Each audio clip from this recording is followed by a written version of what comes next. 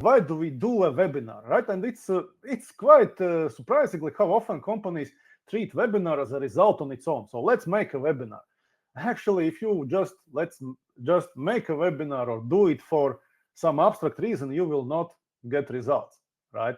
So, and basics are following. You have to start with end result. Basically, you must have a plan. You have to have a certain business goal that you want to achieve. You also have to have a certain strategy, right? And what do I mean by strategy? If you look at services industry, service sales, you have to have very clear understanding. How are you going to stand out in market? How are you going to demonstrate? How are you going to prove that you are world class in something, right?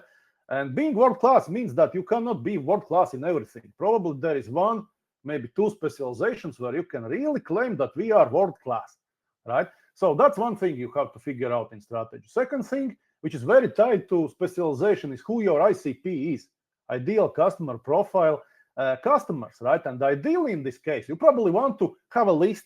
That list may consist of several thousands, maybe 20,000 of entries, right? But it's better if you have a list. Then you can very much focus. You can be laser focused on respective audience. You can also target this audience specifically, so you can save marketing money and so on. Also, you have to be very clear what's your unique value proposition, right?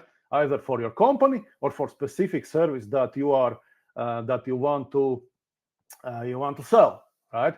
And that helps to answer your question how to sell. Actually, what to demonstrate on a webinar, how webinar must be structured, who's the audience, what are the key messages, and so on and so on.